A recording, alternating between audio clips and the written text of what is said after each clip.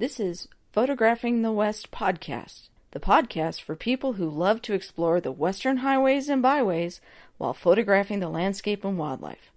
And now here's your host, Kirby Flanagan. Hello, and welcome to the Photographing the West podcast. I'm your host, Kirby Flanagan. This is episode number 39, and it's brought to you by Flanagan Photos. Today I have with me Canadian wildlife photographer Michelle Valberg, who's also an author and philanthropist. Welcome, Michelle. Thank you, Kirby. So, for those in the American audience at least who don't know you, tell everybody about yourself and yourself as a photographer. Well, I've been lucky enough to be a professional photographer my whole career for 30 years. It's hard to believe that I can actually say 3 decades. But yeah, I started doing the weddings and events and all the things you have to do to make a living at photography. And over the last 10 years, I spent a lot of time out in nature, and I've become this adventure photographer and wildlife photographer, as well as I still do portraits. So I have a varied degree. Still doing portraits, but at the same time getting myself out with the wild creatures as well. Oh, good deal. So you're known, I think, at least in the States, as a wildlife photographer in the Canadian Arctic. How did all that get started? Oh, I had done a couple of books on portraits. So I did a book on HIV and AIDS and people living with the disease. And then I did a book on Canadian women, and I had decided that I wanted to showcase more of my wildlife and adventure nature photography. So I decided I wanted to do a book on Canadian landscape and nature, and to show the world what we have to lose if we don't take better care of it. So I made a phone call. I knew that I had to photograph polar bears, and I wanted to go up to the Arctic, and I made a phone call up to Pond Inlet, and my dear friend now of 10 years, David Reed, answered the phone. And he said, you just have to come out to the flow edge. You have to come out to where the ice ends and the open water begins. And the next stop is Greenland. And there you find all kinds of wildlife, including polar bears and whales and seals and birds. And it's a beautiful, beautiful place on this earth. And next thing I know, I was working for a magazine. I was working for an Adventure Canada company. And I was photographing for tourism, for Nunavut tourism. So it started my love affair of the Arctic, and standing on that flow edge and standing on the edge of the ice and experiencing my first polar bear and narwhal and seals and whales, bowhead and beluga. It just changed my world, and it just became this lifelong passion now. I've been 53 times to the Canadian Arctic. Wow. So have you been to the Arctic before? Have not. I've been to Alaska and up as far as Fairbanks, but that's about as far north as I got. So, well, I think everyone should see the Canadian Arctic. It's extraordinary. Yeah, well, certainly judging by your photos, it looks pretty extraordinary. I admire your courage for jumping right in there. Nothing like getting your feet wet. Yeah, no kidding. So, talk about the logistics of photographing up there. How do you get there? How do you find a knowledgeable guide? How do you find the wildlife? And how do you keep from being eaten by the polar bears? Most important, you always travel with a guide. And you always travel with a guide with a gun. And he knows the area. He knows the wildlife. Most important. There's different ways that I've gone about doing this. And I've gone up on my own. And I have hired my own guides, and I have found my own way. But also, I travel with event companies that spend weeks on end traveling through these remote regions, and I get to be a part of it by teaching photography. I'm like the resource photographer, and as well, you're traveling with guides who know the region and know where you're going at all times, and that's really key. Of course, the last thing you want to do is have anything happen to yourself, but also put any animal in a situation that you don't want to see something happen to it. So most important. So there's different ways of doing it. There's finding your own way and making sure that you have a guide that's reputable and that's able to take you out to the places that you want to visit. And then there's also ways that you can go with a tour company that's a little bit more structured and have the professionals that are with you at all times. So there's different ways that you can do it. So you're out there on a snowmobile or something like that, rather than one of those tundra buggies? Well, I've done the Tundra Buggy. I do that with Frontiers North Adventures, and we go out to the Cape, Muskox National Park in northern Manitoba. I've gone by Skidoo. I've gone by Comatic, which is an Inuit sled. Zodiacs. There's all kinds of ways that you can experience and see the beauty and wonder of the Arctic. And there's different. I mean, July and August are probably the easiest times to travel to the higher regions in Canada's Arctic. But yeah, you can also go in the dead of winter and see the northern lights and see the 24 hours of darkness, like you see the 24 hours in brightness right now in daylight. Sure. Well, you certainly haven't done it the easy way necessarily. Sometimes not. I've gone out.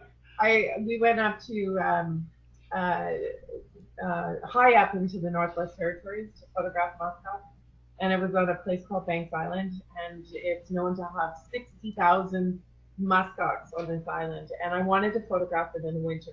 I had photographed them in the summer, and you have those visions of the imagery that you want to capture, and it was, for me, it was the muskox and the blowing snow and in the winter scene, and we spent 3 days on snowmobile in minus ridiculous amount of temperature. In Celsius it was minus 50, and all day we went looking for these muskox, and I think we did 400 miles, something like that, and at the end of the day we didn't see any, and we saw one dead muskox and 4 ptarmigan. And I mean, that's what happens with wildlife, right? And then the big joke is that we went to the airport the next morning to leave, and the plane couldn't land because we were 4 muskox on the runway. Okay. Yeah. So all kinds of adventures. So right, with wildlife.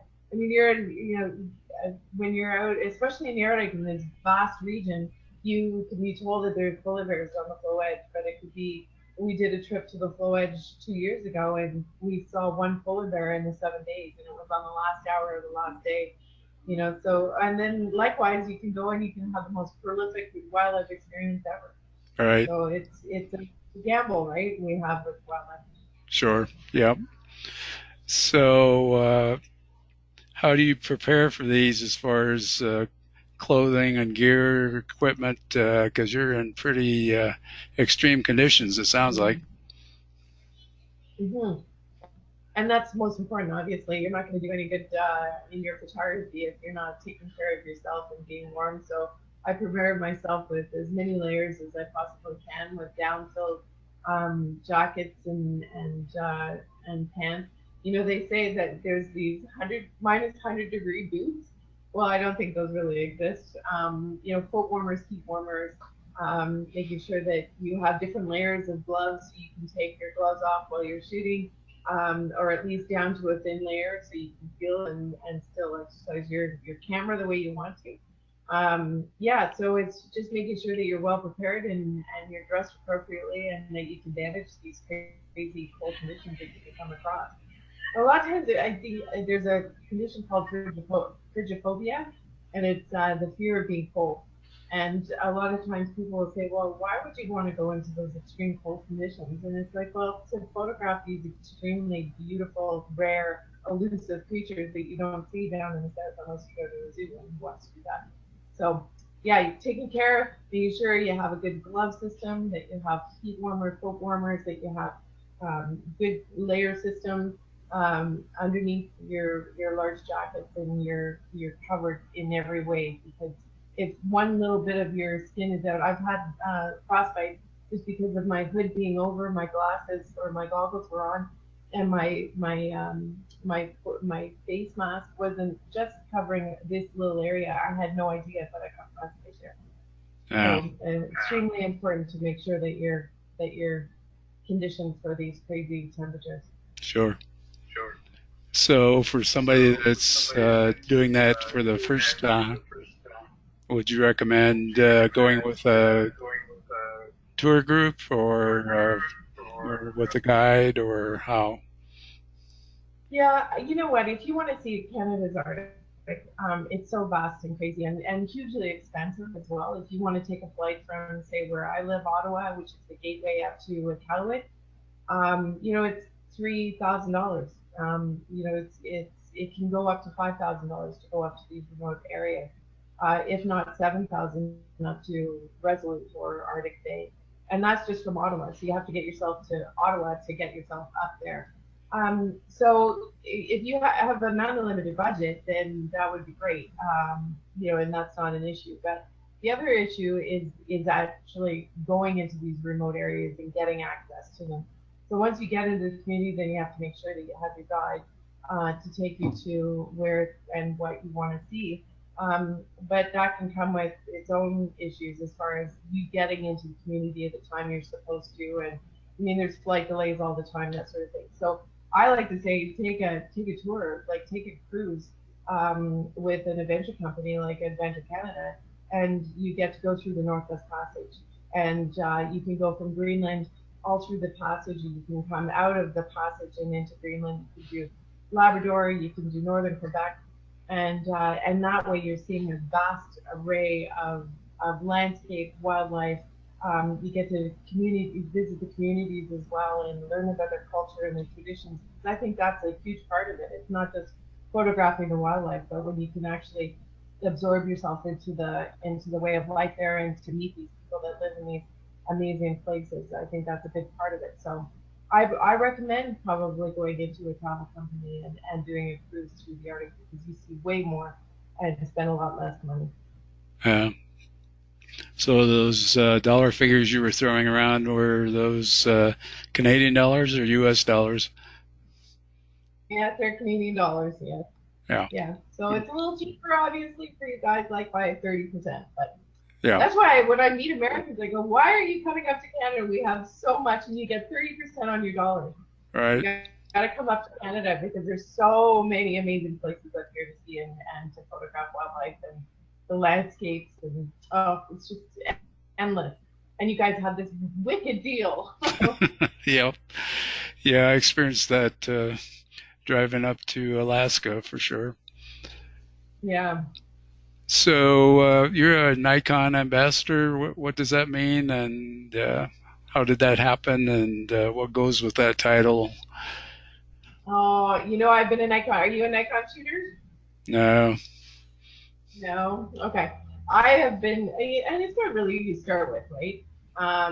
So I've been a Nikon shooter since I first held my camera. And it wasn't until many years, they have a program called NPS, which is the Nikon Professional Services. Right. So any Nikon user that makes a living at photography, likewise with Canon, I believe, but for NPS, if you have a membership, then you're able to get your cameras cleaned quicker, fixed quicker, you're able to borrow equipment. It's a wonderful service as long as you're making a living at photography. You have a website and you have and a certain amount of equipment, you can belong to this program. And the MPS rep for my area was wondering why I wasn't part of the program. And I had started it a number of years ago, but never followed through. So he came to meet me, and we developed a great relationship and friendship. And he introduced me to his boss, and it was right at the time that they were developing this Nikon program, this Nikon Ambassador program, which the United States has, of course, as well. And for me, I guess it goes beyond just being a good shooter. You have to, encompass all different. You have to be a good speaker. You have to do, they're looking for more than just you being a good shooter, I guess. And I fit the bill. So fortunately, when they started the program in Canada, I was part of the beginning program or the initial program that they started here. So super proud of that. I get to try equipment. I speak for them on a regular basis. I'm also involved with Nikon USA in a small way. I went down to Vegas last January and spoke for them. And it's a big honor and something I'm extremely proud of. And yeah, if anyone out there who's shooting Nikon and you're a pro and you make a living at it, you have a website, and I would highly suggest going on and looking at this program. It's a great program to be on, to be part of. I'm sorry I misunderstood you. I am a Nikon shooter, and I did the same thing. I started to join, and then 3 months later, they sent me a thing that they wanted the serial numbers of all my equipment and everything. And at that point, I was too busy to be bothered with it. So I guess I need to get back onto it. Mm-hmm. Honestly, you should. It's a wonderful program, and I'm heading out on assignment next week, and I'm borrowing an 800 millimeter. It's not a lens that I'm going to go and buy. I just can't. I can't put that kind of money into one lens, and I'm able to use it, and they ship it to me, and I ship it back, and so there's lots of great advantages, especially when you're trying to find or when you have equipment failure or you need equipment cleaned. You're more or less fast tracked, because you're a pro. Right. So I highly recommend it. Okay. Well, I'll have to do that when I get home, I guess. So, in your travels, you've apparently developed a pretty good relationship with the Indigenous people of the Canadian Arctic. Kind of talk about that. Talk about the Indigenous people and their culture and your relationship to them. Being a portrait photographer and a wildlife photographer, when I went up, it was primarily for landscape and wildlife, and then I met the people. And the Inuit that live up in Nunavut, where I spend a lot of my time, are incredibly beautiful and gracious people that many have become my dear friends. And I love learning about culture and tradition and absorbing yourself into their way. And I've been very fortunate to be able to have a lot of experiences and becoming good friends with a lot of my Inuit friends. So I think it's really what a gift to be able to go up. And I think as a Canadian, I was a little bit embarrassed when I went up to the Arctic, and I realized how little I knew about the culture and the tradition and of the Inuit people, or the Inuit. And Inuit means people, so when you say Inuit people, it's Inuit. When I go up when I started to learn about the culture and the tradition, I just wanted more. I wanted to learn more. It's been a great gift for me to be able to experience that as well. I guess my experience has been in trying to get to know Native people. It isn't always the easiest thing for someone who's not Native. Did you experience any of that? No, and I think it's the same with anywhere that you go, and even for us, and it's this trust level and as photographers, if you want to capture people in their element and part of their culture and their tradition, you have to immediately gain that trust as fast as you can in order. For me anyway, I find that I get more out of my portraits when I have a connection to that person, and sometimes it happens immediately and sometimes it doesn't. But no, I've never. And if somebody doesn't want to be photographed, then I don't push it. And for those that do, then I develop a relationship and experience it. So no, they're very gracious people up in the Arctic, and I highly recommend a trip there. Okay, you're talking me into it. So you've established a foundation for the benefit of these people in the Canadian Arctic.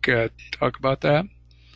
Yeah, so my first visit to Pond Inlet, which is in the northeastern side of Baffin Island, we were going out to the flow edge, but we had a couple of days in the community. And are you a hockey fan? Not a big one. I know. No, sorry. Okay, well, Canadians are big hockey fans. Sure. Anyway, I saw a huge love of hockey when I visited Pond Inlet, and I saw kids playing on the street, and they're huge hockey fans up there. You could see the banners in their windows and stuff. And I went into the northern store, and I saw a 2-liter carton of milk sell for $18, and a green pepper was $10. And the prices in the stores up there for food are outrageous. And I thought, wow, I can't even imagine what it would cost to get skates or a full set of hockey equipment up here. So I was traveling with Adventure Canada that summer, and I said to the company, can I bring up some hockey equipment to give to the kids? Because it would be really nice to be able to visit and bring a gift. And especially when it's easy for us down here, we don't think about going to a store and buying a hockey stick or hockey skate.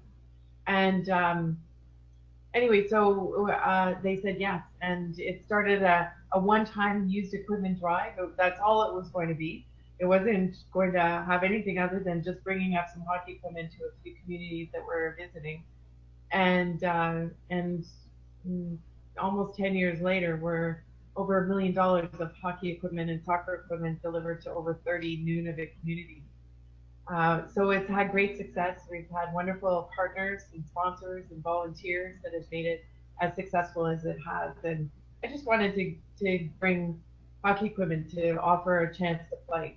I've been involved in sport all my life, and I know the importance of play and opportunity and the benefits of sport. So yeah, it's incredible when you think of just doing something once, or you think, oh, I just do this, and you have no idea or expectation that it's going to grow or have more than what that one time delivery might have been. And it's just been incredible, and it's not without the support of the people around me that have made it what it is. With everybody galvanizing to make it something, and we brought up the Stanley Cup, and we brought up hockey heroes like alumni, and yeah, we've had an amazing opportunities through Scotiabank and First Air and all these other companies that have helped us along the way.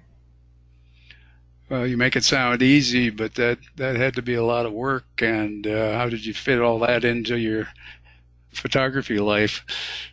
Oh yeah, and my family life. Yeah. I have a husband, and I have a 13-year-old, and I have a business, and I think it's the same with anything.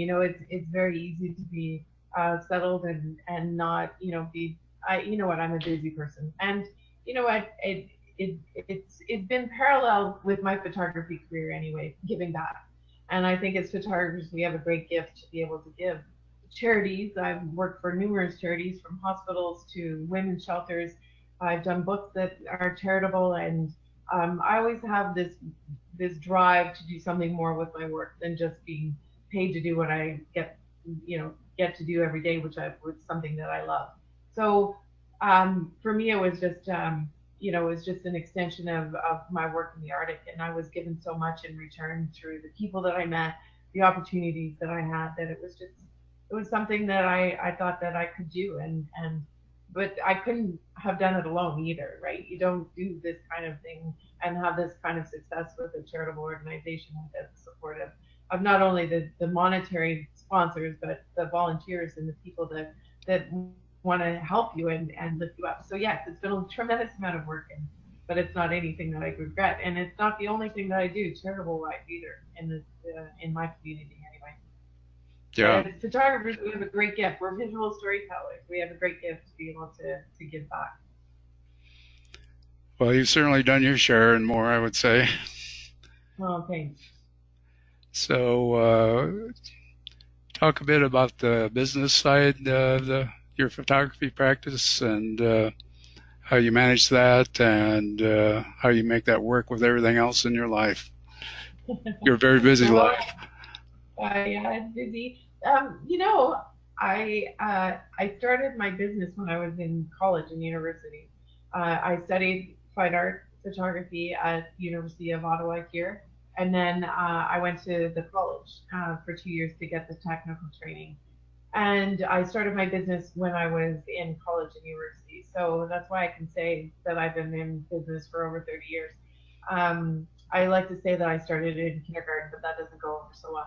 And so I started the business, and I've had it for that long, and I have gone through it all, and I know that you shot film, I'm sure. if Yes. your career is as long as I have, yeah. And the transition through to digital, and I started with a video production company because I wanted to get my name out there, and photography was a hugely, a saturated market as it was back then. So Right. I was harder to break out and develop your name and to get people to trust you, especially as a young woman. I mean, that was the other issue that I had as well, is that I was very young and I was this female photographer in a very male-dominated industry at that time. More and more women are doing photography, which is fantastic to see. So yeah, it's been great, but there wasn't anything that I could say no to either. You had to do the portraits and you had to do the weddings and you had to do everything. And then I kind of meld into okay, what it is that I really wanted to do, and it wasn't still life and it wasn't food, and I love people, and that's where I wanted to spend my time, was photographing people and doing commercial work. So um, yeah, it's been, and I still in the I've always had the studio and I've had people work for me. And 2 years ago, I changed the model of my business because as I started to grow my wildlife and nature and adventure photography, I was spending less time in the studio and at home. So I was paying my employees. I was working to pay my employees really, and to pay for the rent and the expenses that it goes into in owning a studio.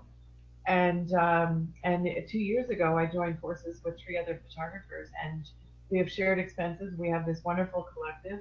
We're all independent photographers working together, so we all have our own businesses, but we call upon each other when we need advice, when we need each other. We refer work to one another, and it's commission based then. And I'm not, strapped down by employees and huge rent costs. So I'm able to come in and do my portrait work and studio work, and then at the same time have this other life of adventure and nature and wildlife. And it's really tough, right, to make a living at either or. But I think I found a good match right now, especially after years and years of trying to make it and have all those expenses that come with it, especially when we're constantly upgrading our equipment. And it's an expensive business to get into for sure. Yes, it is, for sure. So you're also an author. You mentioned a couple of books. Last one was, I'm not sure if I have this right, but you wrote a story for the Inuit children. Do I have that right? Well, I have two books. Back in 1996 and 2000. That was the first one was called "Look Beyond the Faces: The Story of People with HIV and AIDS." So it was a book about people living with the disease. It wasn't about death and dying, but it was about living with. And then I did a book on Canadian women, so women from all walks of life, from politicians to mothers to grandmothers to singer songwriters, famous people, not famous people. And then I had a son, and I took a little bit of a break, and then I discovered the Arctic, and I did a children's book on polar bears. That's what you're thinking of, right? Okay. And it's called Ben and Yuki Discover Polar Bears, and it's with my son. So I did a book about a boy from the northeast, boy from the south, and then they discover polar bears together, and fun facts and a little bit about the Inuit traditions as well and culture. And then I did a book called Arctic Kaleidoscope, which is the people, wildlife, and ever-changing landscape. So that's my last book that I did. However, I did do a coloring book last year as well, so a grayscale coloring book with Canadian Geographic. So I've done 5 books really. Wow. How do you fit all that into your life? You don't sleep or Are what? you asking a question or just it's busy. I work all the time. Never Yeah. stop. I think I photographed 60 people this week. That was crazy week. Crazy week. Yeah. So how is it to get published in Canada? It's not easy in the States, I know. No, and I've self-published all my books, so Okay.